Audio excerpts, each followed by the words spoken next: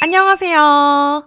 미나의 한국어 팟캐스트에 오신 여러분 진심으로 환영합니다. 저는 한국어를 가르치고 있는 미나쌤입니다. 여러분, 한 주 잘 보내고 계신가요? 잘 지내고 계세요? 지금 한국은 점점 더 더워지고 있습니다. 진짜 여름이 오고 있는 것 같은데요. 여름에는 여러분 어떤 영화를 보시나요? 한국에서는 여름에는 공포 영화를 보는데요. 왜냐하면 이렇게 오싹해지니까, 추워지니까. 그래서 여름에 공포 영화를 보기도 합니다. 그래서 이번 여름을 맞이해서 제가 좀비 영화를 보고 왔습니다. 군체라는 영화를 보고 왔는데요. 여러분은 좀비 영화를 좋아하시나요? 저는 공포 영화를 잘 못 봐요. 무서워요. 너무 무섭고, 그리고 막 밤마다 생각나고, 그래서 공포 영화는 잘 못 보는데, 좀비 영화는 좀 보거든요? 그 내용이 흥미진진하고 그런 것들이 재밌어서 좀비 영화는 봅니다. 옛날에 부산행이라는 좀비 영화를 보고 나서부터 그 이후로 좀비 영화에 좀 빠지게 된 것 같아요.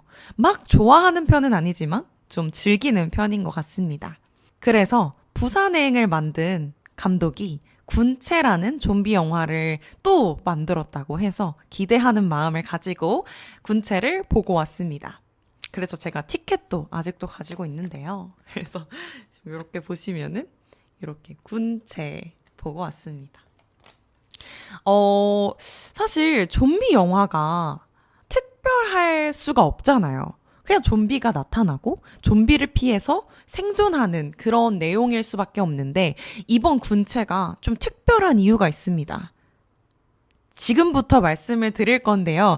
여러분 혹시 군체를 보실 분들이라면 그 군체를 보고 이 영상으로 다시 오시는 걸 추천을 드립니다. 왜냐하면 오늘 영상에는 정말 많은 스포일러가 포함되어 있기 때문에 스포일러가 너무 싫으시면 군체를 보고 오셔도 좋고요. 아니면 그냥 저랑 같이 먼저 즐기셔도 좋을 것 같습니다. 그래서 아까 말씀드린 그 특별한 점이 뭐냐면요. 좀비들이 진화를 합니다.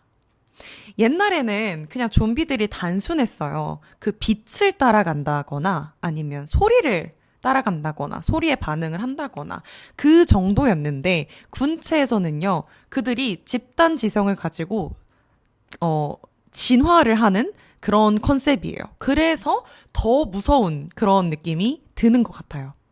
그래서 줄거리를 간단하게 설명을 드리자면 한 연구원이 있습니다. 그 구교환이라는 배우가 이 연구원의 역을 맡았는데요. 이 연구원이 고층 빌딩에 좀비 바이러스를 퍼뜨리면서 그 영화가 시작이 되고요. 그 고층 빌딩을 봉쇄하기 때문에 밖에서는 봉쇄하기 때문에 그 안에서 내용이 진행이 됩니다. 그래서 제가 영화를 보고 다양한 리뷰를 찾아봤는데 어떤 평론가님께서 부산행은 열차라는 공간에서 앞뒤로 움직이잖아요. 이번 군체는 위아래로 빌딩에서 위아래로 움직이는 그런 설정을 담았다고 하더라고요. 그래서 아무튼 그런 컨셉을 가지고 있고요. 좀비가 있고 그리고 생존자 무리가 나오죠. 그 생존자 무리에는 다양한 캐릭터들이 있지만 그 중에는 뭐 학교폭력의 피해자 가해자도 있고요. 경찰도 있고요. 그리고 전지현 배우가 맡은 역할은 또 그런 비슷한 연구원, 교수로 등장을 하고요. 그리고 보안요원, 지창욱 배우가 이 역을 했고 그 보안요원의 누나가 이렇게 등장을 합니다. 그래서 누나는 다리가 불편해서 휠체어를 타고 등장을 하게 되고요. 그래서 이렇게 생존자 무리 그리고 좀비 이렇게 대치가 된 상황입니다. 생존자 안에 그 교수님이 있잖아요. 그래서 그 교수는 이 좀비가 어떤 행태를 가지고 있는지, 어떻게 진화하는지 파악하는 그런 뭔가 브레인 역할을 하는 거예요. 그래서 처음에는 이 좀비가 빛에 반응을 하니까 불을 끄자. 이렇게 했고 그 다음에는 점점 진화하고 있는 거를 그 사람이 발견하기도 하고 그리고 그 좀비를 좀 그 좀비가 진화하는 특성을 활용해서 트릭을 주기도 합니다. 그래서 그런 것들이 재미있는 요소가 되게 됩니다. 그래서 이야기가 어떻게 진행이 되냐면요. 우리가 이 건물에서 어떻게 살아나가냐 이렇게 생존자들이 이야기를 하는데 그중에 경찰이 있다고 했잖아요. 경찰은 무전기를 가지고 바깥 사람들과 소통을 하거든요. 그래서 바깥에 그런 경찰들과 뭐 정부 관련된 사람들 그리고 관계자들이 미친 연구원 있잖아요. 그 바이러스를 퍼뜨린 연구원, 그 연구원이 항체를 가지고 있다고 주장을 했다고 이야기를 합니다. 그래서 항체를 가지고 나가야 한다. 항체를 가지고 옥상으로 올라와라. 라고 이야기를 해서 그 막 빌딩을 이렇게 돌아다니면서 구교환을 찾으러 가면서 이야기가 시작이 됩니다. 근데 아까 제가 좀비들이 진화를 한다고 말씀을 드렸잖아요. 좀비가 어떻게 진화를 할까요? 그들은 소통을 하는데요. 집단 지성을 가지고 있습니다. 어떻게 소통을 하냐면 점액질 같은 걸로 이렇게 막 몸에도 엄청 묻어 있고 막 주위에 엄청 뿌려져 있거든요. 점액질 같은 것들이. 그래서 개미들이 군체를 이루면서 그런 점액질 그리고 호르몬으로 서로 소통을 한다고 해요. 그런 것처럼 이 좀비들도 그 점액질로 소통을 하는 거예요. 그래서 만약에 한 명이 어떤 새로운 정보를 얻었어요. 그러면 미어캣처럼 모두가 이렇게 일어나요. 그게 업데이트 되는 거거든요. 그래서 모두의 지능이 업데이트 되는 거예요. 예를 들어서 그냥 그런 마네킹은 사람이 아니다 라는 지능도 한 명의 좀비가 알면 모두가 그거를 공유할 수가 있는 거죠. 아무튼 그런 식으로 그들이 소통을 하면서 점점 진화하니까 이게 엄청 무서운 거고요. 아무튼 구교환을 찾았어요. 그래서 구교환을 데리고 이렇게 옥상으로 올라가려고 하는데 구교환이 좀비에 감염이 됐습니다. 좀비에 감염이 됐는데 좀비가 되지 않아요. 감염된 이후로부터 구교환은 좀비를 조종하게 됩니다. 약간 군주처럼 좀비를 조종할 수 있게 되고 그렇기 때문에 그 구교환의 눈을 가리고 이 상황이 진행이 되거든요. 그래서 그 경찰은 가장 큰 임무가 그 구교환을 데리고 가야 되는 거예요. 구교환의 항체이기 때문에 그 항체를 이제 좀비가 된 사람들한테 주입을 해야지 이제 다시 사람이 되니까 그렇게 합니다. 그래서 그 과정 속에서 당연히 다 같이 움직일 수가 없잖아요. 그래서 엄청난 또 배신이 일어나고 또 다양한 사건들이 있는데 그중에 하나를 먼저 설명을 드리도록 하겠습니다. 아까 휠체어로 몸이 불편한 누나가 있다고 했어요. 김신록 배우님이 맡으신 역인데 그 누나가 자기가 상황 통제실에서 그런 모니터 CCTV를 보면서 좀비가 없는 길을 안내해 줄 테니 당신들이 나머지 분들이 그 구교환을 데리고 다시 상황통제실로 와서 나를 데리고 다시 올라가자 이렇게 계획을 세운 거예요. 그래서 그 사람들이 그 누나의 지휘를 받고 구교환을 찾았어요. 근데 구교환을 찾고 이제 돌아오는 동선을 모두가 있는 단톡방에 올렸거든요. 근데 그 동선이 다시 통제실로 갔다가 다시 올라가는 거예요. 사람들이 왜 통제실로 가야 돼? 우리 그냥 올라가면 되는 거 아니야? 이렇게 배신을 한 거예요. 근데 그 배신을 할 때 말을 했잖아요. 구교환이 그걸 듣고 좀비한테 통제실로 가라 이렇게 된 거예요. 그래서 그 누나는 좀비들에게 습격을 당하게 됩니다. 그 이후로 그 누나인 지창우 배우는 아주 정신이 나간 거예요. 그래서 너네 다 죽었다. 난 모르겠고 너네 다 죽일 거다. 이렇게 된 거죠.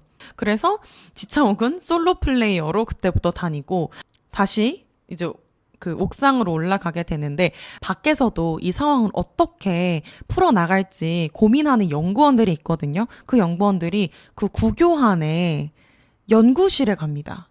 그래서 막 실험이 된 원숭이들을 만나요.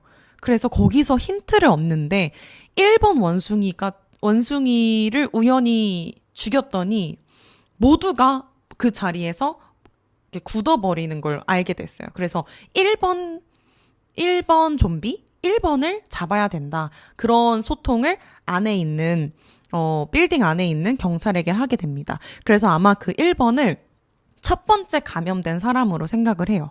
근데 그 1번이 구교환이었던 거죠. 그래서 구교환을 데리고 다니면서 이렇게 진행을 하는데 사실 구교환이 항체였다는 사실은 거짓말이었고 구교환을 죽여야 이 상황이 끝나는 것이었어요. 근데 아무튼 그걸 모르고 막 이렇게 돌아다니는 거죠. 그리고 하나의 명장면이 나오는데요.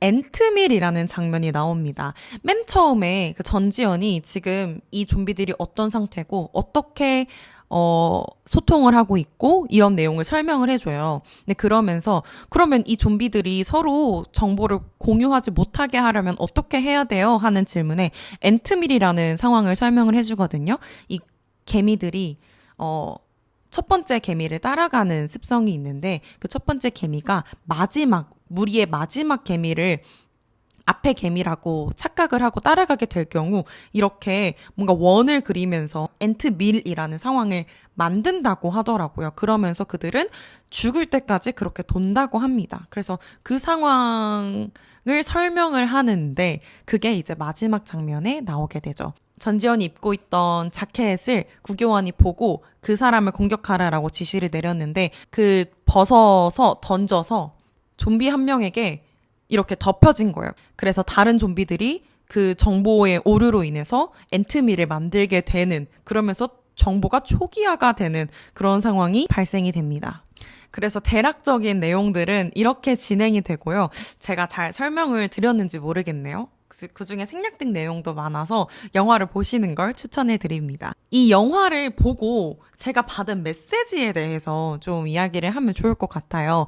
일단 마지막에 구교환이 왜 이런 사태를 만들었나에 대한 해답을 주는데요. 뭐라고 하냐면 소통의 불완전함에서 비롯되는 비극이라고 해요. 구교환이 어렸을 때 구교환의 아버지가 교수였는데요. 그 아버지와 그때 당시 학생이었던 전지현과의 소통의 부재로 인해서 어떤 아버지가 그런 루머에 휩싸이게 되고 그리고 아버지가 생을 마감하게 됩니다. 근데 아마 그게 그 둘의 학생과 그 교수 간의 소통의 부재로 인해서 그런 비극이 발생됐다. 이런 내용을 이야기를 하는 거였어요. 그래서 구교환은 그 소통의 불완전함을 없애기 위해서 우리가 모두 같은 생각을 공유해야 된다 해서 그 좀비 바이러스를 퍼뜨린 거예요. 그게 새 인류가 될 거다. 우리가 모두 같은 생각을 하고 같이 정보를 공유하면 서로를 오해할 일도 없고 소통의 불완전함을 극복할 수 있다는 거죠. 그래서 이제 새 인류를 맞이하자, 이게 우리를 위한 길이다, 이렇게 생각을 했던 건데,